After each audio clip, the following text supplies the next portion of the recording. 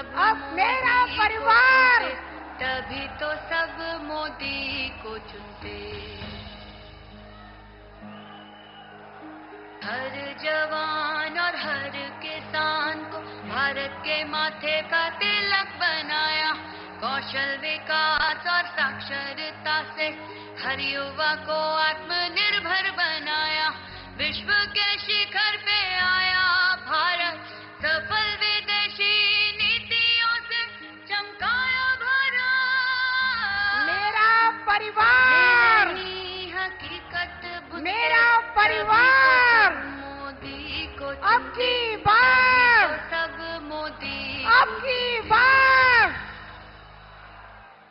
मैं देश दुनिया के सबसे बड़े नेता, हिंदुस्तान के लोकप्रिय प्रधानमंत्री आदरणीय नरेंद्र भाई मोदी जी का स्वागत, वंदन और अभिनंदन करती हूं। मोदी जी को, मोदी जी को, मोदी जी को मैं अपने प्रदेश के मुखिया, लोकप्रिय मुख्यमंत्री आदरणीय योगी आदित्यनाथ जी को आग्रह करती हूं कि वो मंच पर आए और स्वागत भाषण करें।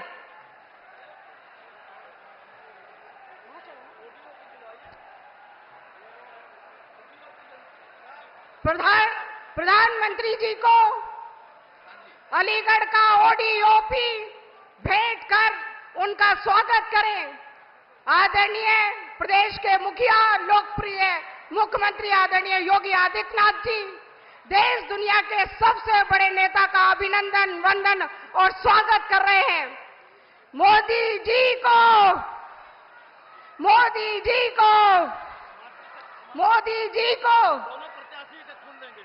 हमारे दोनों प्रत्याशी अलीगढ़ के आदरणीय सतीश गौतम जी और हाथरस से आदरणीय भाई अनूप प्रधान जी एक एक फूल कली देकर स्वागत और वंदन करेंगे। कमल के फूल से स्वागत करने का काम करेंगे। फूल उनके हाथ में।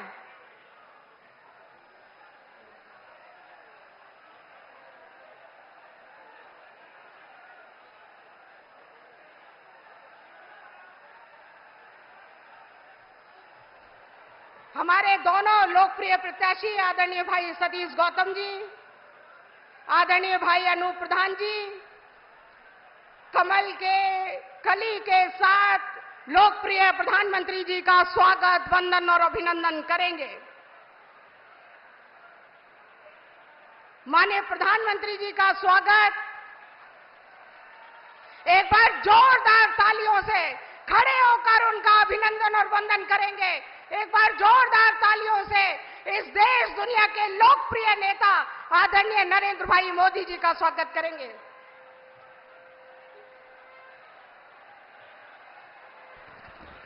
भारत माता की, भारत माता की, भारत माता की, वंदे वंदे वंदे।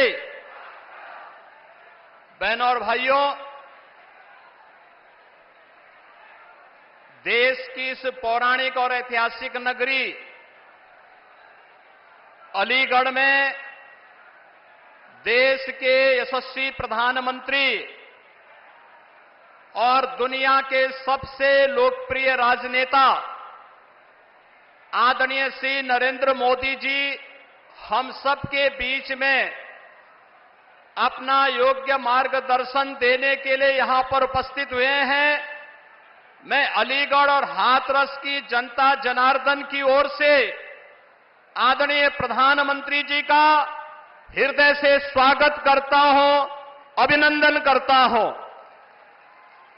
मंच पर उपस्थित प्रदेश सरकार के मेरे सहयोगी मंत्रीगण श्री असीम अरुण जी, श्री संदीप सिंह जी, हमारे लोकप्रिय प्रत्याशी अलीगढ़ से श्री सतीश गौतम जी, हाथरस लोकसभा सीट से लोकप्रिय प्रत्याशी श्री अनूप वाल्मीकि जी, आज के इस कार्यक्रम में उपस्थित भारतीय जनता पार्टी,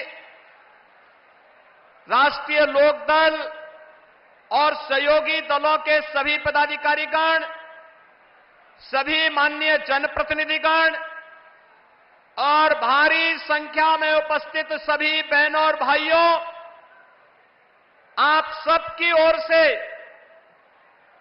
इस महत्वपूर्ण नगरी में मैं आज आदरणीय प्रधानमंत्री जी का हृदय से स्वागत करता हूं, अभिनंदन करता हूं।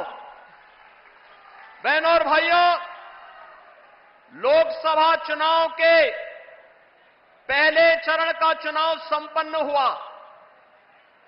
102 लोकसभा सीटों पर पूरे देश के अंदर जिस प्रकार का एक उत्साह और उमंग जनता जनार्दन के मन में प्रधानमंत्री मोदी जी के 10 वर्ष के कार्यों को ध्यान में रख करके जनता जनार्दन का जो आशीर्वाद प्राप्त हो रहा है, हम कह सकते हैं उत्तर प्रदेश के प्रथम चरण की 8 लोकसभा सीटों पर विपक्षी दलों की कोई खाता नहीं खुलने जा रहा है और दूसरे तीसरे चरण के लिए भी उसी बात का आह्वान करने के लिए आज एक बार फिर से आदरणीय प्रधानमंत्री जी का मार्गदर्शन अलीगढ़ और हाथरस की जनता जनार्दन को प्राप्त होने जा रहा है।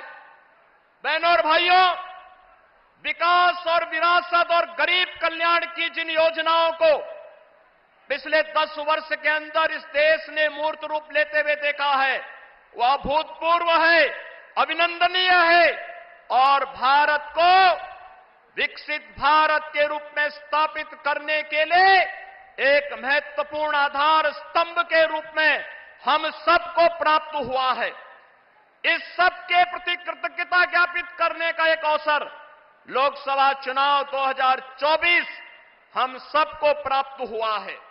मेरी आप सबसे अपील है, अलीगढ़ और हाथरस की जनता जनार्दन को तो प्रधानमंत्री जी ने वह सब कुछ दिया जो यहां की जनता जनार्दन की दशकों से मांग थी, दशकों से मांग थी।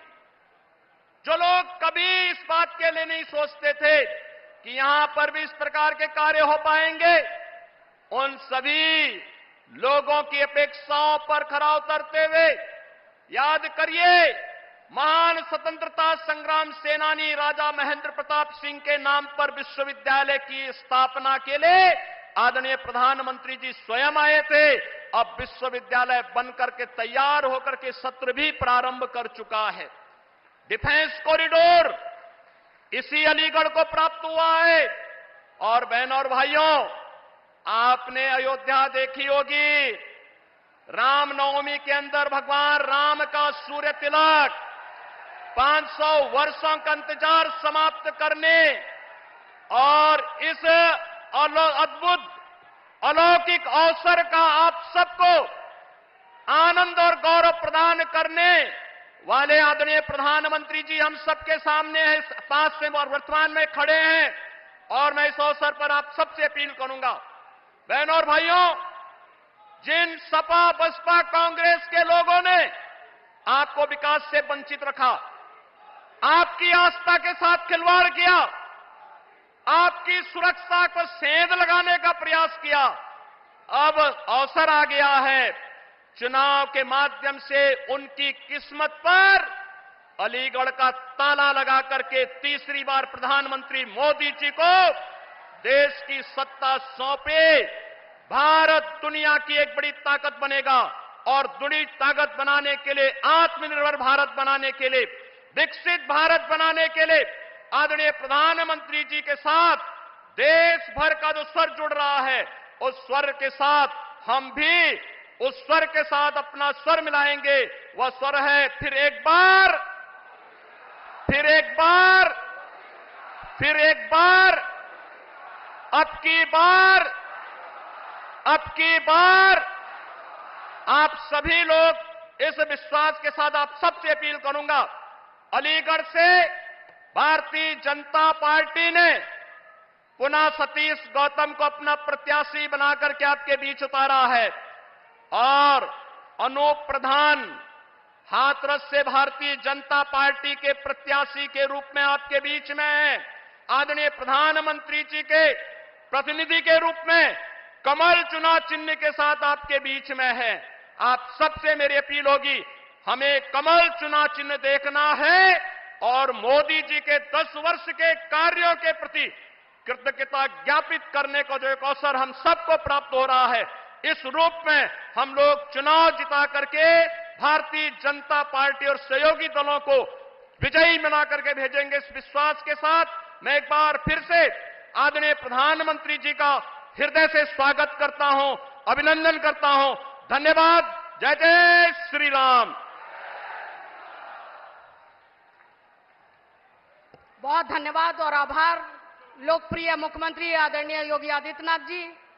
मैं जिनका स्मरण इस वक्त अपनी बात रखने के लिए करना चाहती हूं, ऐसी देश दुनिया के सबसे बड़े नेता, हिंदुस्तान के लोकप्रिय प्रधानमंत्री जिन्होंने रामलला की प्राण प्रतिष्ठा के लिए 11 दिन तक यम और नियम का पालन किया, कठोर उपवास किया, धरती पर सोए, नदियों में स्नान किया, रामलला के मंदिर, उनके से जुड़े हुए मंदिरों के दर्शन करने का काम इस देश के प्रधानमंत्री जी ने किया।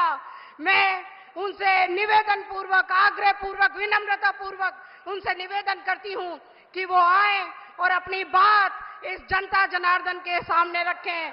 न तो कामाय राज्यम न मोक्षम न पुनर्भवम कामाय दुख तृप्ता नाम प्राणी नामार्थ नाशनम। माननीय प्रधानमंत्री जी।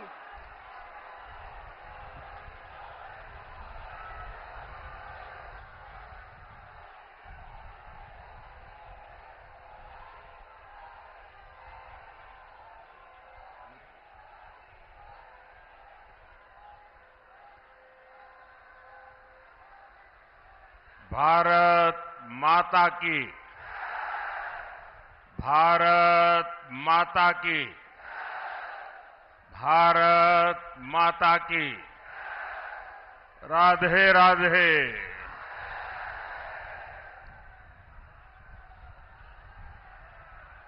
इसी मैदान में मुझे कई बार अलीगढ़ के लोगों से मिलने का अवसर मिलाया है। पिछली बार जब मैं अलीगढ़ आया था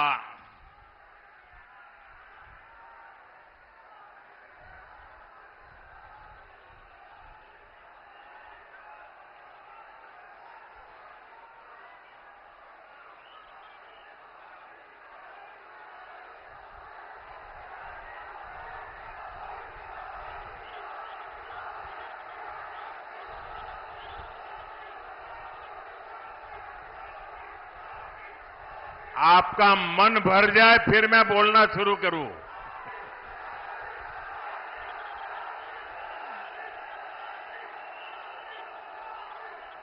अब आप इजाजत दें तो मैं बोलना शुरू करूं। अब आप इजाजत दें तो बोलना शुरू करूं। इजाजत है? हमारे लिए तो जनता जनार्दन ही भगवान है। आप इजाजत दें तो हम शुरू करेंगे। इजाजत है? राधे राधे।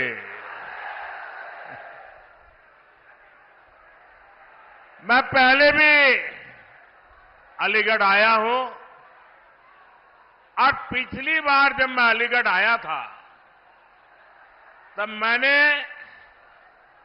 आप सबको अनुरोध किया था कि सपा और कांग्रेस के परिवारवाद, भ्रष्टाचार और तुष्टीकरण की फैक्ट्री में ताला लगा दीजिए।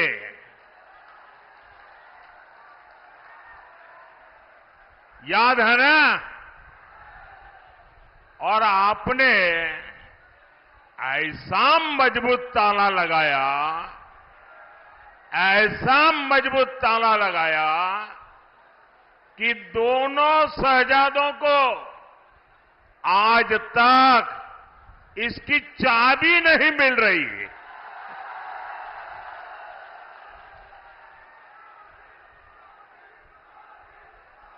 आज मैं अलीगढ़ की जनता को,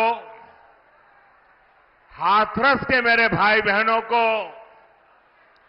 फिर एक बार प्रार्थना करने आया हूं, आपका आशीर्वाद लेने आया हूं।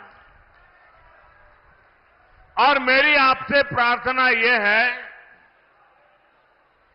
कि अच्छे भविष्य की, विकसित भारत की चाबी भी आप ही के पास है। अब देश को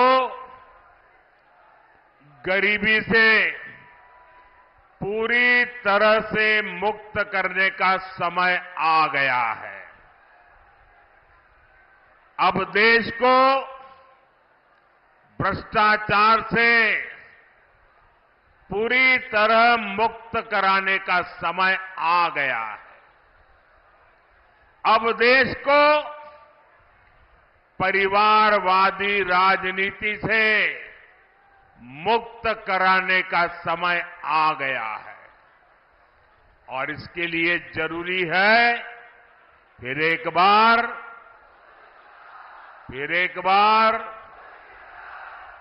बार साथियों, इस बार अलीगढ़ में 26 अप्रैल को और हाथरस में 7 मई को मतदान है। आपको अलीगढ़ से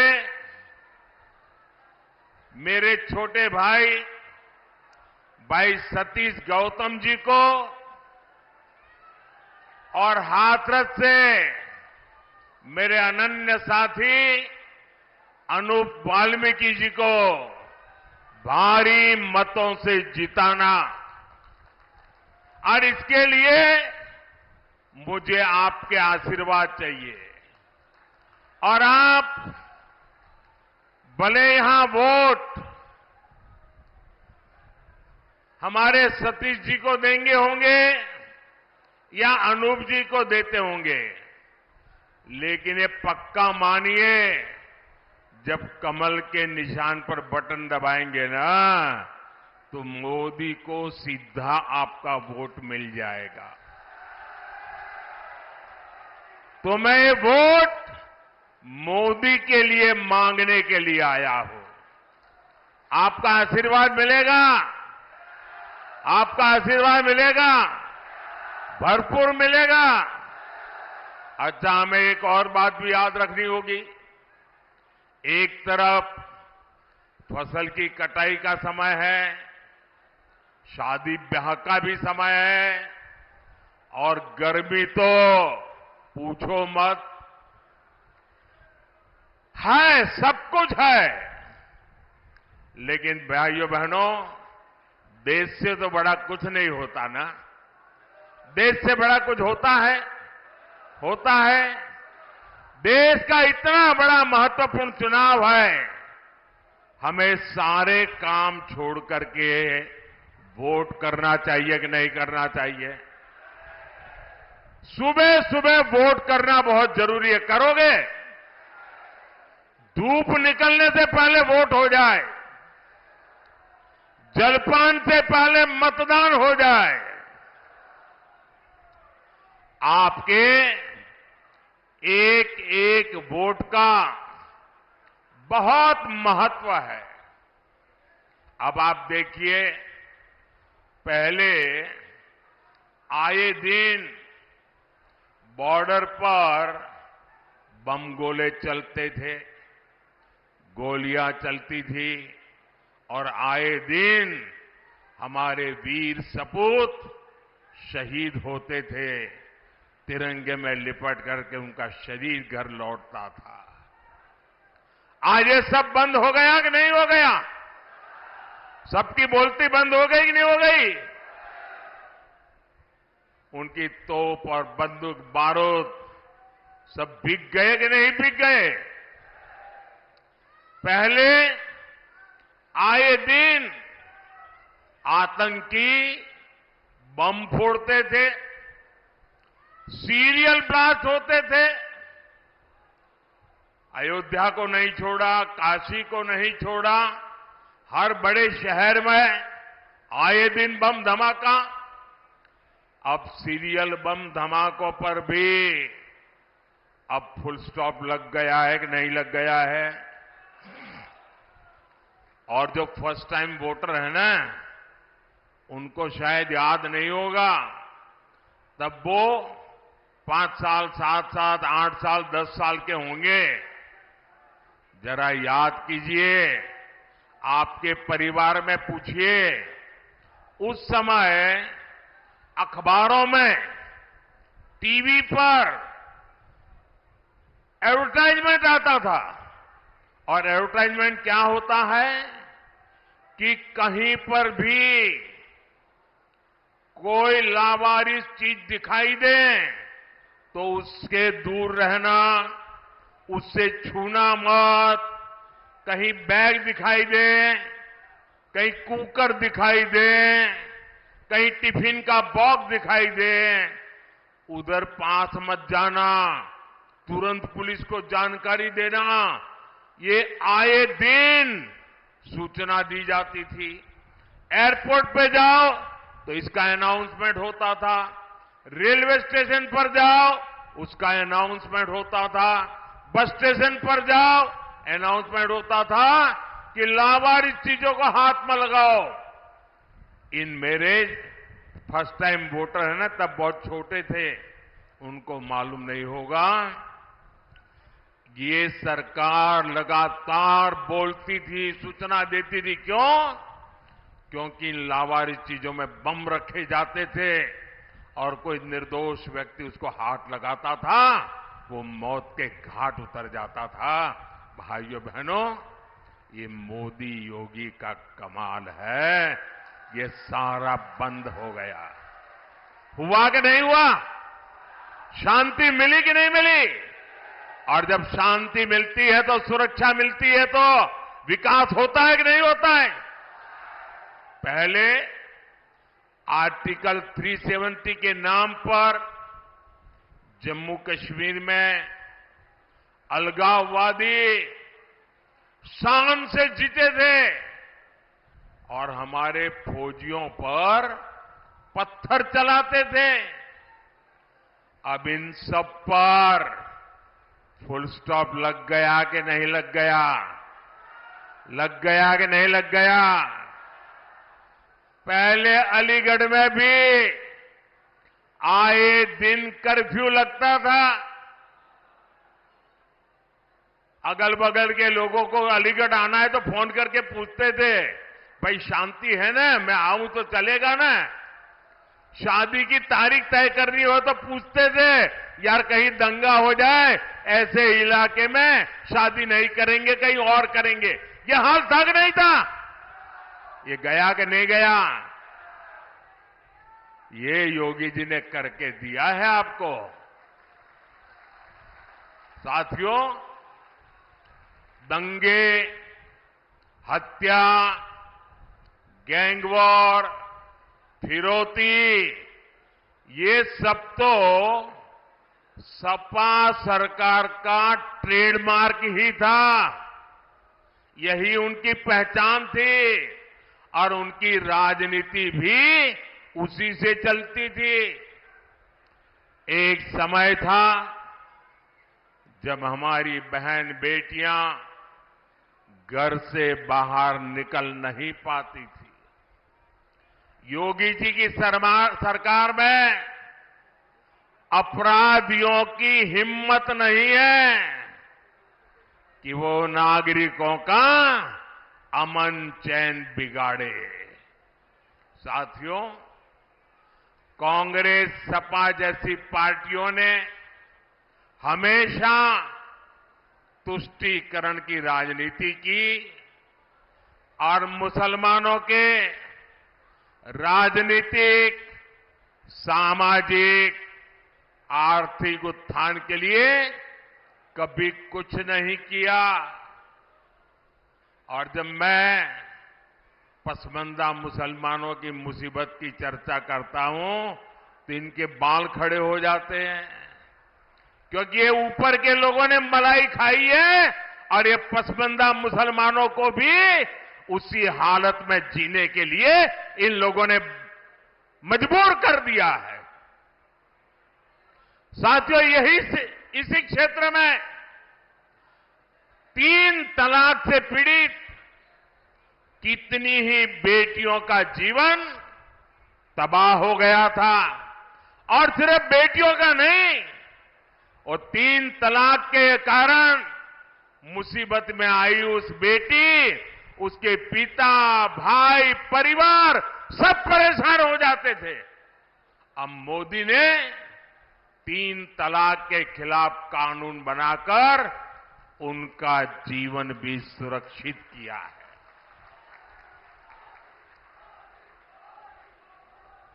पहले हज कोटा कम होने की वजह से कितनी मारामारी होती थी, उसमें भी रिश्वतखोरी चलती थी और ज्यादातर रसूखदार लोग ही हज जाने का मौका पाते थे। मैंने सऊदी अरब के क्राउन प्रिंस से आग्रह किया था कि हमारे भारत के मुसलमान भाई बहनों के लिए हज का कोटा बढ़ाएं। आज न सिर्फ भारत का हज का कोटा बढ़ा है, बल्कि वीजा नियमों को भी आसान बनाया गया है। सरकार ने एक बहुत बड़ा अहम फैसला लिया। पहले हमारी मुस्लिम माताएं बहनें अकेली हज करने जा नहीं सकती थी। सरकार ने महिलाओं को बिना महरम हज जाने की अनुमति भी दी और मुझे हजारों ऐसी बहनें आशीर्वाद दे रही है जिनका हज जाने का सपना पूरा हुआ। साथियों, कांग्रेस, सपा जैसी भ्रष्ट पार्टियों ने आपके परेशानियों को उनकी कभी परवाह नहीं की। गरीब को पैसे देकर भी पूरा राशन नहीं मिलता था, बिचौलिए ही लूट लेते थे। आज अलीगढ़ और हाथरस के लाखों साथियों को मुफ्त राशन मिल रहा है। इतना ही नहीं, पूरा राशन मिल रहा है। अलीगढ़ और हाथरस के लाखों परिवारों को आयुष्मान भारत योजना के तहत मुफ्त इलाज की सुविधा भी मिली है। अब मोदी की गारंटी है कि देश के हर परिवार में, आपके घर में जो बुजुर्ग माता पिता है, दादा दादी है, नाना नानी है, चाचा चाची है, अब उम्र के कारण और कोई तो काम कर नहीं पाते और उम्र के कारण कोई न कोई बीमारी आ ही जाती है। अब आपके डबल जिम्मा होता है, एक तो परिवार के बुजुर्गों को संभालना, दूसरा जिम्मा होता है अपने बच्चों का भविष्य बनाना, और उसमें अगर बुजुर्ग कोई बीमार हो गए तो सारा बोझ आप पर आ जाता है। ये मोदी है जिसको आपकी भी चिंता है और इसलिए मोदी ने गारंटी दी है कि आपके परिवार के 70 साल की ऊपर के आयु के कोई भी बुजुर्ग माता पिता को 5 लाख रुपए तक मुफ्त इलाज की चिंता ये बेटा करेगा। भाइयों बहनों, ये राशन मिल रहा है, इलाज मुफ्त में मिल रहा है, घर मिल रहे हैं, ये सब किसने किया? ये सब किसने किया? किसने किया? किसने किया? किसने किया? किसने किया? आपका जवाब गलत है। ये मोदी ने नहीं किया, ये आपके एक वोट ने किया है। आपके वोट की ताकत है जिसके कारण गरीब का भला हो रहा है। और इसलिए इसका जो पुण्य है ना, उस पुण्य के आप भी उतने ही हकदार हैं। भाइयों और बहनों, आजकल जब मैं कहता हूं कि 10 साल में जो किया वो तो ट्रेलर है, ट्रेलर। हमें तो बहुत सारा काम करना है। और जब मैं इतनी सारी बातें बताता हूं ना, तो ये सपा कांग्रेस वालों को समझ ही नहीं आता ये मोदी कहां ले जा रहा है। बोले पहले तो हम तू मैं राजनीति करते थे, अब मोदी इतनी बड़ी दुनिया की तरफ देश को ले जा रहा है, वो मोदी के साथ कदम ही नहीं मिला पा रहे। अभी क्षेत्र में देखिए, अलीगढ़ में हवाई अड्डा बन गया, पड़ोस में जेवर में इंटरनेशनल एयरपोर्ट बन रहा है, गाजियाबाद अलीगढ़ नेशनल हाईवे बन गया, अलीगढ़ कानपुर नेशनल हाईवे बन गया, हाथरस भी मथुरा बरेली एक्सप्रेसवे से जुड़ रहा है। अलीगढ़ और हाथरस दोनों रेलवे स्टेशन आधुनिक बनाए जा रहे हैं। ये एएमयू तो थी यहां, अब राजा महेंद्र प्रताप यूनिवर्सिटी का भी निर्माण पूरा होने वाला है। ऐसे ढेर सारे काम इस क्षेत्र में हुए हैं।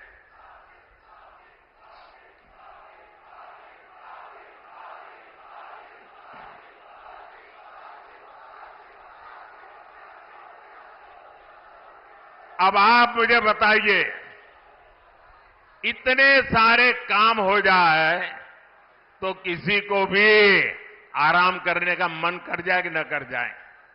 कर जाए कि न कर जाए? लेकिन ये मोदी है, आपके लिए जीता है, वो रुकना जानता नहीं है। और इसलिए क्योंकि मैंने तय किया है, आपका सपना ही मेरा संकल्प है। मेरा पल पल आपके नाम है। मेरा पल पल देश के नाम है। 24/7 फॉर 2047। न मोदी रुकने वाला है, न मोदी थकने वाला है, और न मोदी मौज करने के लिए पैदा हुआ है। मोदी मेहनत के लिए पैदा हुआ है। वो आपके भविष्य के लिए, आपके बच्चों के भविष्य के लिए मेहनत करने में कोई कमी नहीं रखूंगा। साथियों, ये इंडी गठबंधन वाले इतनी निराशा में डूबे लोग हैं कि भविष्य की ओर देखने के लिए हौसला ही नहीं रहा। ये कहते हैं कि मोदी विकसित भारत की बात क्यों करता है। ये कहते हैं मोदी भारत को तीसरी बड़ी आर्थिक ताकत बनाने की बात क्यों करता है। ये लोग अपने परिवार और सत्ता के लोभ के अलावा कुछ नहीं करते और जनता से छलावा करते रहते। साथियों, कांग्रेस और इंडी गठबंधन के एक और खतरनाक इरादे से मैं आज देश के लोगों को, अलीगढ़ के लोगों को आगाह कर रहा हूं। मैं देशवासियों को आगाह करना चाहता हूं। कांग्रेस और इंडी गठबंधन की नजर अब आपकी कमाई पर है, आपकी संपत्ति पर है। कांग्रेस के शहजादे का कहना है कि उनकी सरकार आई तो कौन कितना कमाता है, किसके पास कितनी प्रॉपर्टी है, किसके पास कितना धन है, किसके पास कितने मकान है, उसकी जांच कराएंगे।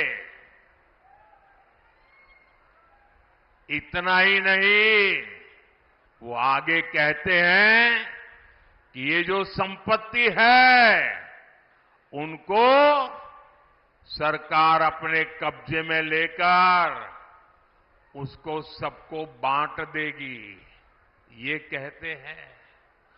ये मैनिफेस्टो उनका कह रहा है।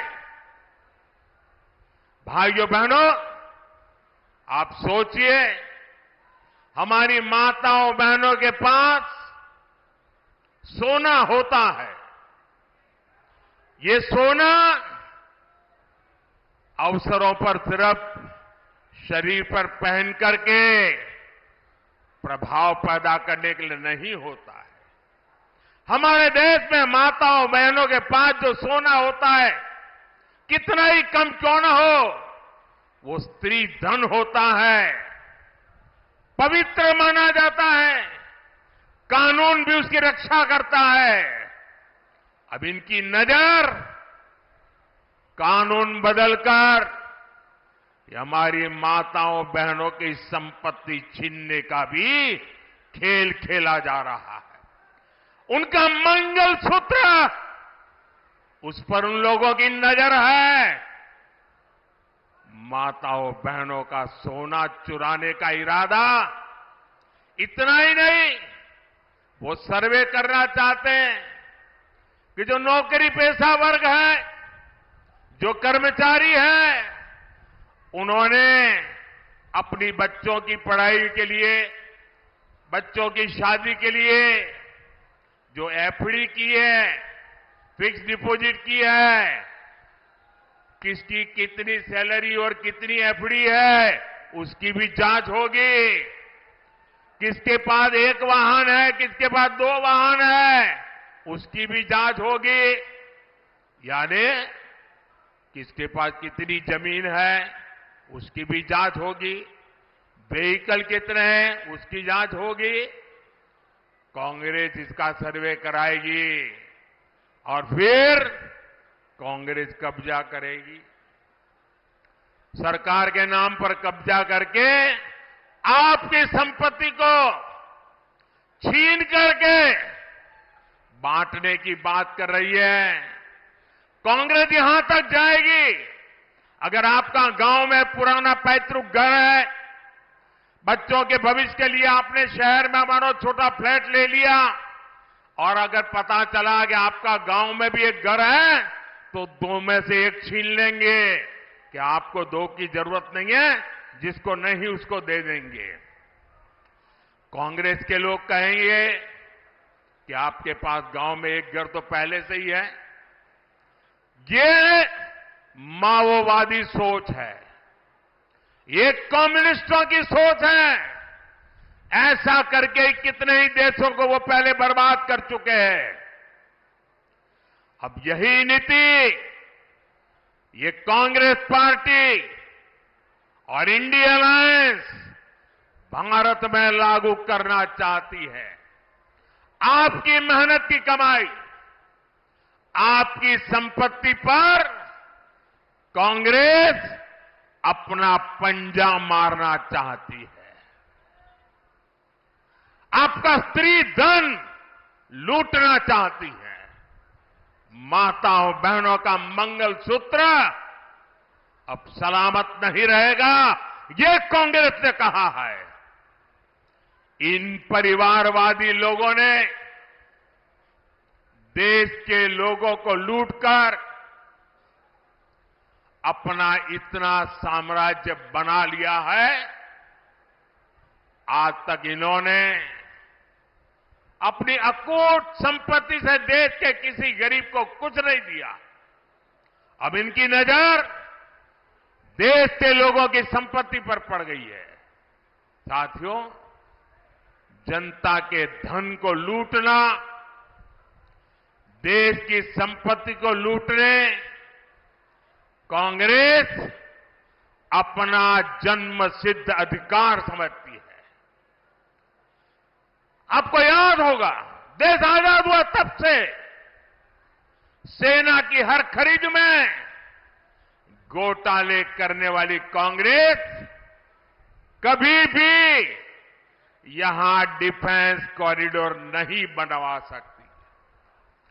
बीजेपी की वजह से अब हमारा यूपी आत्मनिर्भर भारत, आत्मनिर्भर सेना का बहुत बड़ा हब बनने जा रहा है। और जो लोग योगी जी की पहचान सिर्फ बुलडोजर से करते रहते हैं, मैं उनकी जरा आंखें खोलना चाहता हूं, उनकी आंखें खोलना चाहता हूं।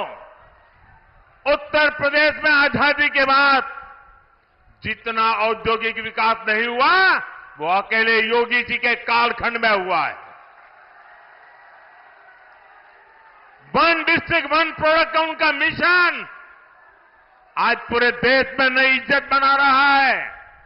आपने सिर्फ बुलडोजर बुलडोजर की बातें कही, अगर विकास को नई ऊंचाइयों पर कोई ले गया है तो योगी जी की सरकार ले गई है। और काशी के सांसद के नाते, मैं उत्तर प्रदेश का सांसद हूं, ये मेरे भी माननीय मुख्यमंत्री है, मैं गर्व अनुभव करता हूं कि मेरे पास ऐसे साथी हैं।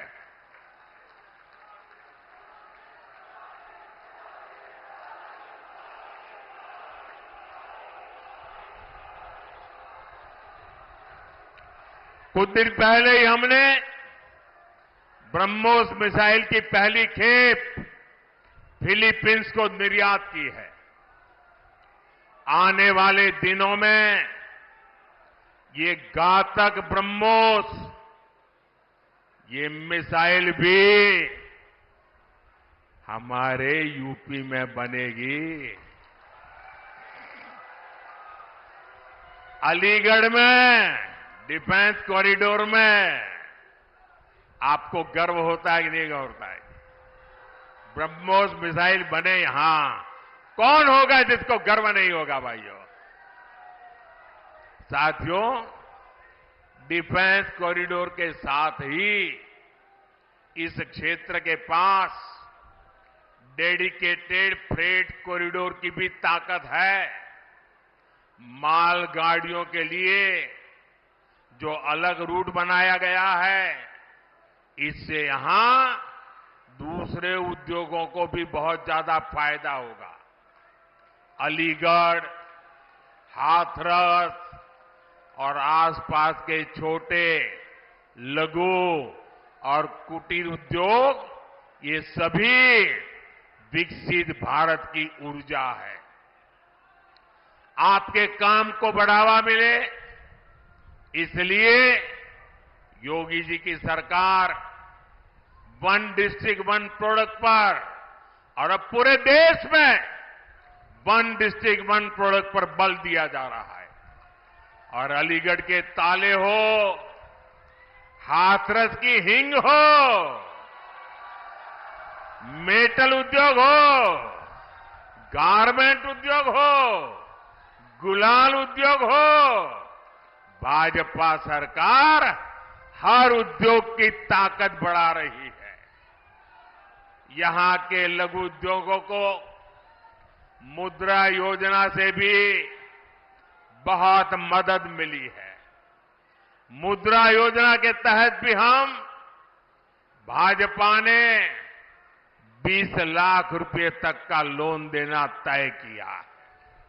साथियों, इस क्षेत्र में हमारे विश्वकर्मा साथी भांति भांति के काम से जुड़े हैं।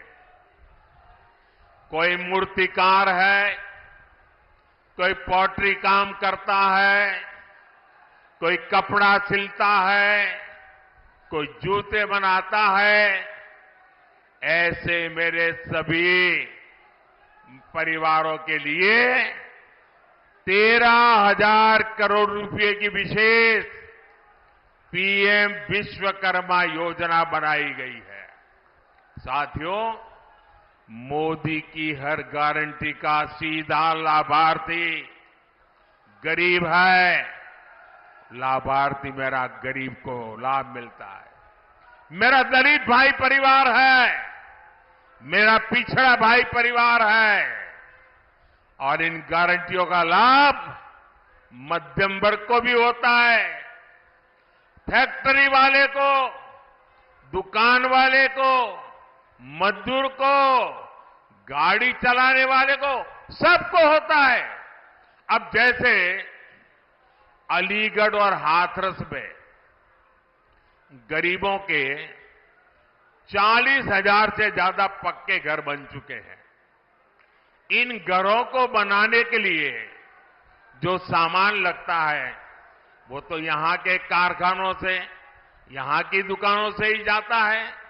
यानी गरीब को घर मिला और बाकियों को उससे काम मिला। और अब तो मोदी ने 3 करोड़ नए घर बनाने की गारंटी दी है।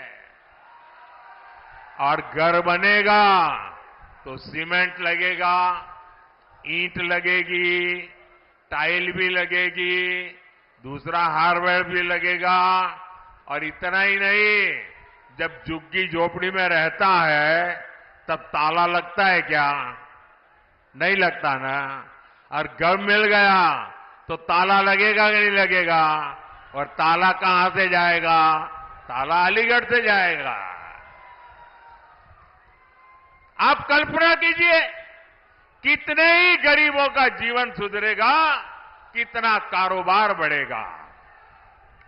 भाइयों और बहनों, इस क्षेत्र को गंगा और यमुना दोनों का आशीर्वाद प्राप्त है। यहां खेती, किसानों को ताकत कैसे मिले, गन्ना किसानों की ताकत कैसे बढ़े, इसके लिए भाजपा लगातार काम कर रही है। हमने पीएम किसान सम्मान निधि के तहत अभी तक करीब 3 लाख करोड़ रुपए किसानों के खाते में भेजे हैं। अब हमने सहकारी क्षेत्र में अनाज भंडारण की सबसे बड़ी योजना शुरू की है। बीजेपी ने अपने मैनिफेस्टो में भी कहा है कि हम आलू, टमाटर, प्याज इन किसानों के लिए विशेष स्टोरेज क्लस्टर बनाएंगे। इसका बहुत अधिक लाभ अलीगढ़ और हाथरस के किसानों को होगा। साथियों, ये क्षेत्र ब्रज की देहरी है, 84 कोस परिक्रमा की धरती है। यहां खैरेश्वर महादेव और 9 देवी सिद्धपीठ जैसे आस्था स्थल है। यहां तीर्थ यात्रा और पर्यटन के लिए अद्भुत संभावनाएं हैं। और इस धरती ने कल्याण सिंह जी, बाबूजी जिनको हम कहते थे, और अशोक सिंघल जी ऐसे नर रत्नों को देश को दिया है। ये हम सभी के लिए कितने गर्व की बात है कि 500 साल बाद भव्य राम मंदिर हम देख रहे हैं।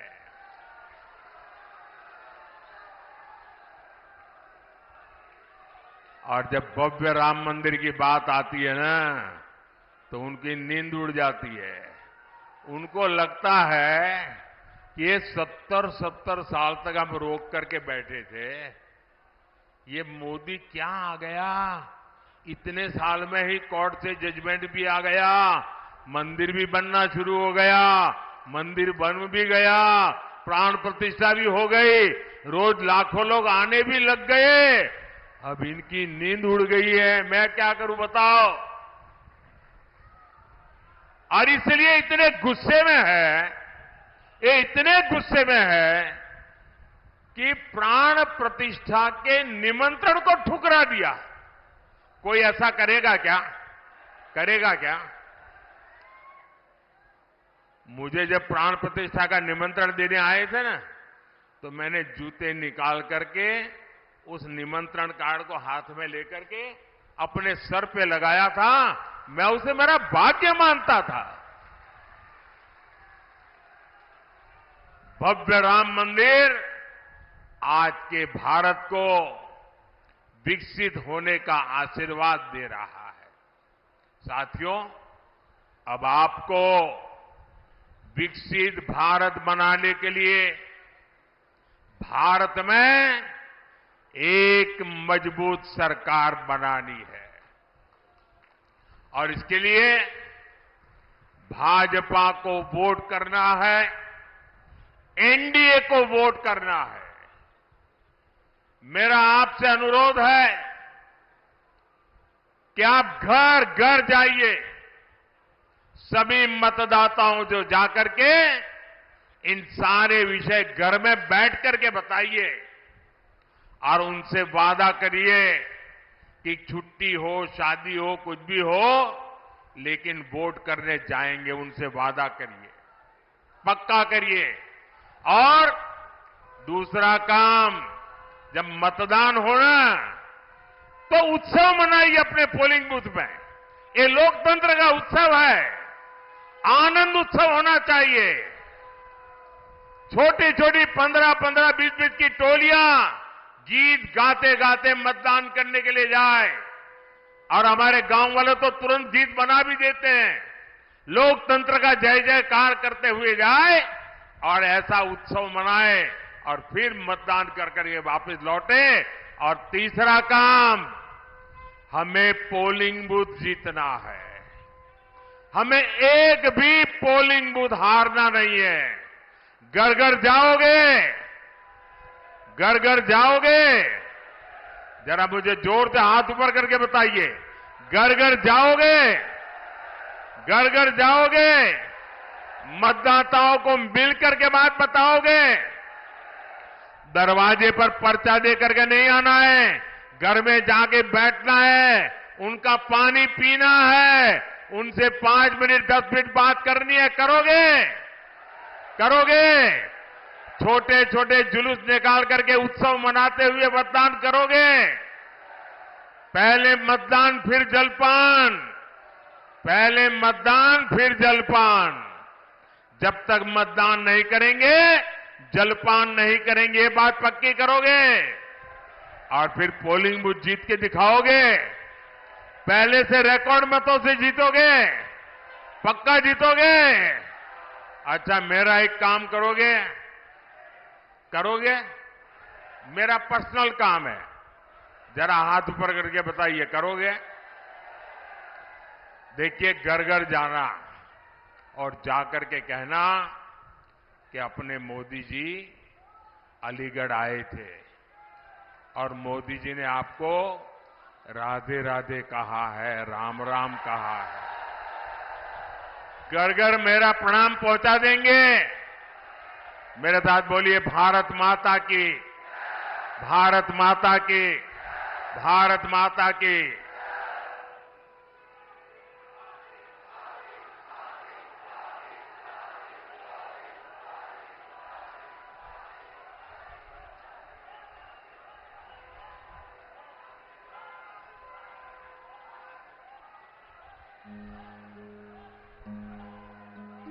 सालों से देश था हाल बेहाल, प्रगति की धीमी पड़ी थी चाल।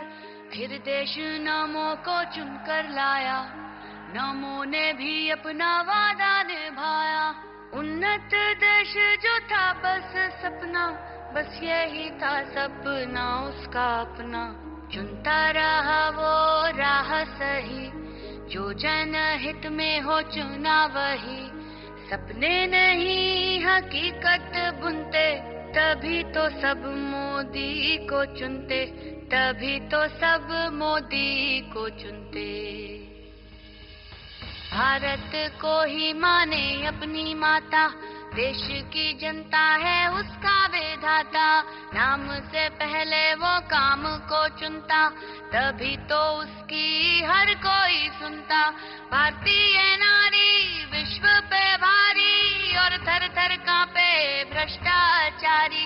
उन्नत भारत का लोहा मनाया, रहा जमीन पे चर्चा आसमां तक छाया। सपने नहीं हकीकत बुनते, तभी तो सब मोदी को चुनते, तभी तो सब मोदी को चुनते। हर जवान और हर किसान को भारत के माथे का तिलक बनाया। कौशल विकास और साक्षरता से हर युवा को आत्मनिर्भर बनाया। भारत सफल विदेशी नीतियों से चमकाया भारत। सपने नहीं हकीकत बुनते, तभी तो सब मोदी को चुनते,